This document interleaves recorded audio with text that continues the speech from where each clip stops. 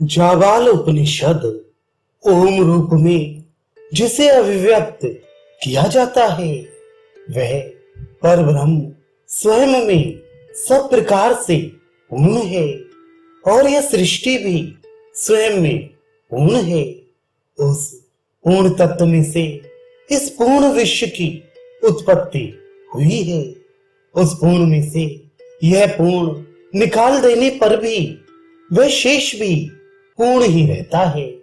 आदि दैविक, आदि भौतिक एवं आध्यात्मिक ताप संता शांत हो। भगवान बृहस्पति ऋषि याज्ञवल्क्य से बोले, प्राणों का कौन सा क्षेत्र है? इंद्रियों के देव यजन का क्या अभिप्राय है? एवं समस्त प्राणियों का ब्रह्म सदन क्या है? याज्ञवल्क्य ने उत्तर देते हुए कहा, अविमुक्त ही प्राणों का क्षेत्र है, उसे ही इंद्रियों का देव यजन कहा गया है और वही समस्त प्राणियों का ब्रह्म सदन है। अस्तु, किसी भी स्थान पर जाने वाले को यही समझना चाहिए। वही कुरुक्षेत्र प्राण स्थान इंद्रियों का देव यजन है और समस्त प्राणियों का ब्रह्म सदन है। जब इस जगत में जीव के प्राण का उत्क्रमण होता है उस समय रुद्रदेव तारक ब्रह्म के संबंध में उपदेश करते हैं, जिससे वह जीव अमृत पाकर मोक्ष पद की प्राप्ति करता है।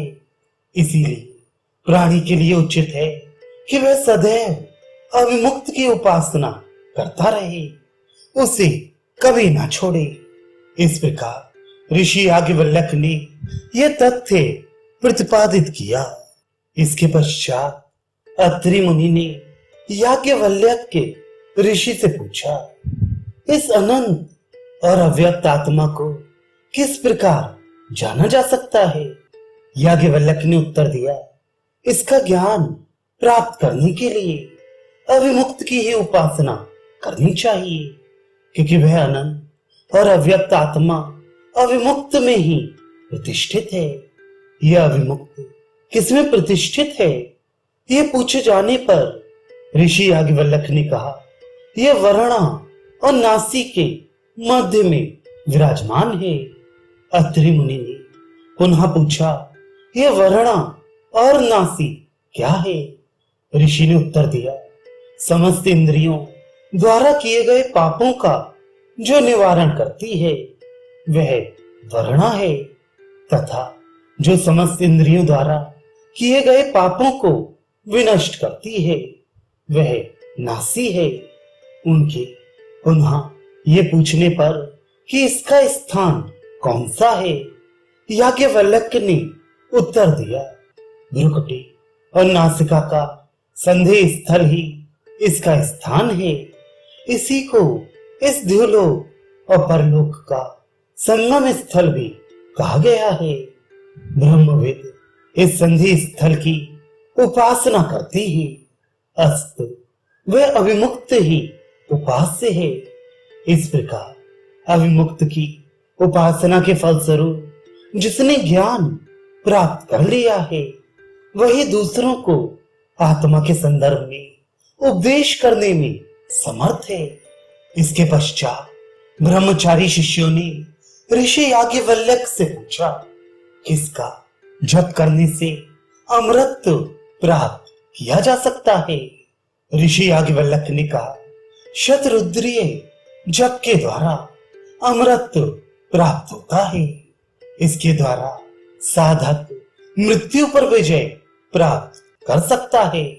एक बार विदेहराज जनक ने ऋषि याज्ञवल्क्य के समीप पहुंचकर सविनय ये कहा, हे भगवान, मुझे सन्यास के संबंध में बताइए। ऋषि याज्ञवल्क्य ने कहा, सर्वप्रथम ब्रह्मचर्य व्रत का पालन करना चाहिए, उसे समाप्त करके गृहस्थ बनना चाहिए। गृहस्थ बनकर तब वानप्रस्थी बनना चाहिए। वानप्रस्थी होकर प्रवृज्या अर्थात संन्यास ग्रहण करना चाहिए। यदि विषयों से विरक्ति हो जाए तो ब्रह्मचर्य, गृहस्थ और वानप्रस्थ किसी भी आश्रम के पश्चात संन्यास में प्रवेश किया जा सकता है।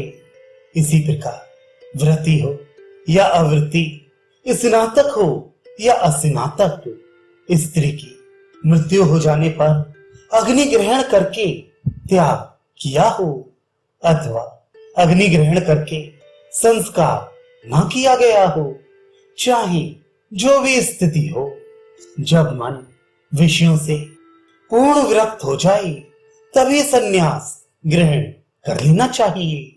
इस अवसर पर कुछ लोग प्रजापत्य इष्टि करते हैं, किंतु ऐसा नहीं करना चाहिए। उन्हें अग्नि इष्टि करनी चाहिए, क्योंकि अग्नि ही प्राण है। इसकी इष्टि करने से प्राणाभिवर्धन होता है।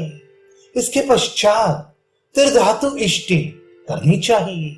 सत, रज और तम ये तीन धातुएं हैं। सत शुक्ल वर्ण है, रज लोहित वर्ण है और तम कृष्ण वर्ण है। इन इष्टियों के पश्चात इस मंत्र से अग्नि का अवग्रहण करना चाहिए। हे अग्नि, ये प्राण सामान्य कारण स्वरूप है, क्योंकि आपकी उत्पत्ति इस प्राण से ही हुई है। हे अग्नि, आप प्राण को दग्ध करने वाले हैं। आप प्रकाश और वृद्धि को प्राप्त करने वाले हैं। आप हमारी भी वृद्धि करें। जो अग्नि का उत्पादक है वही प्राण है। अतः हे अग्निदेव, आप उस प्राण में प्रविष्ट हो, ये कहकर आहुति दी जानी चाहिए।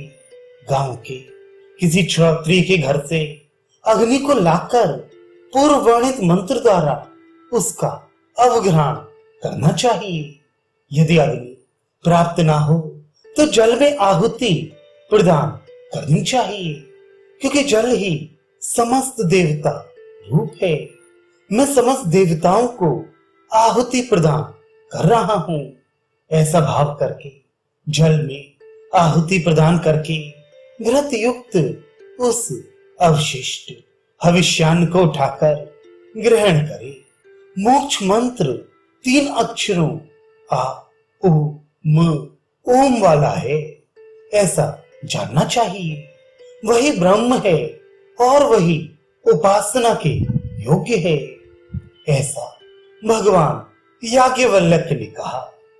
इसके बाद अत्रि मुनि ने ऋषि याज्ञवल्क्य से प्रश्न किया, मैं ये जानना चाहता हूं कि जिसने यज्ञोपवीत धारण नहीं किया है वह ब्राह्मण किस प्रकार हो सकता है? याज्ञवल्क्य ने उत्तर दिया, उसका आत्मा ही उसका यज्ञोपवीत होता है। वह जल से 3 बार प्राशन और आचमन करे। यह सन्यासियों की विधि है। वीर पत्नी अनशन की स्थिति में गंगा आदि के जल में प्रवेश करने पर अग्नि प्रवेश में और महास्थान में परिव्राजक सन्यासी के लिए यही धर्म निश्चित है कि वह भगवा वस्त्र धारण करके मुंडित होकर अपरग्रही बनकर पवित्र और द्रोह रहित होकर भिक्षावृत्ति अपनाकर जीवित रहे।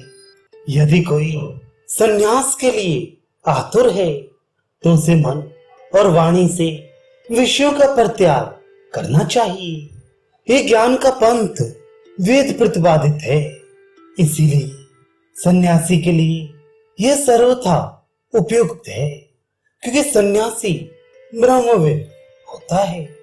इस प्रकार भगवान याज्ञवल्क्य ने यह मत प्रकट किया।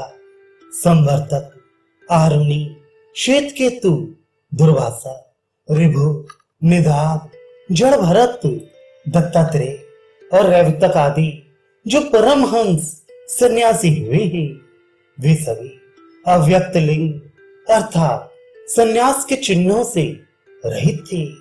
उनका आचरण भी अव्यक्त था। वे अंदर से उन्मत्त न होते हुए भी बाहर से उन्मत्त लगते थे। ऐसे सन्यासी को चाहिए कि वह त्रिदंड, कमंडल, चीका, जल पवित्र, शिखा और यज्ञोपवीत आदि प्रतीकों को भू स्वाहा ऐसा कहते हुए जल में विसर्जित कर दे। इसके उपरांत सन्यासी को आत्मा का ही अनुसंधान करना चाहिए। परमहंस सन्यासी यथा जात रूप धारण करने वाला अर्थात निश्चल निस्पृह होता है। वह निर्द्वंद अपरिग्रही तत्व ब्रह्म मार्ग में निरंतर गतिमान तथा शुद्ध मन वाला होता है। जीवन मुक्त होने पर भी वह प्राण धारणार्थ भिक्षा आदि के द्वारा आहार को उचित समय पर उदर रूपी पात्र में डाल देता है। उसे किसी प्रकार के लाभ और अलाभ की चिंता नहीं होती, अतः उन्हें समान समझता है। वह शून्य स्थल, देवग्रह, तिनकों के समूह, सर्प की बांबे, वृक्ष के मूल, कुम्हार के घर, अग्निहोत्र स्थल, नदी तट, पर्वत, खाई या गुफा, खो और निर्जर आदि विशुद्ध प्रदेश में पूर्व घर का ध्यान न रख ममता रहित होकर रहता है। वह सतत सात्विक ध्यान में तल्लीन रहकर अध्यात्मनिष्ठ होकर शुभ और अशुभ कर्मों को निर्मूल करता रहता है। ऐसा सन्यास धर्म का पालन करते हुए जो सन्यासी देह का परित्याग कर देता है वह परमहंस कहलाता है।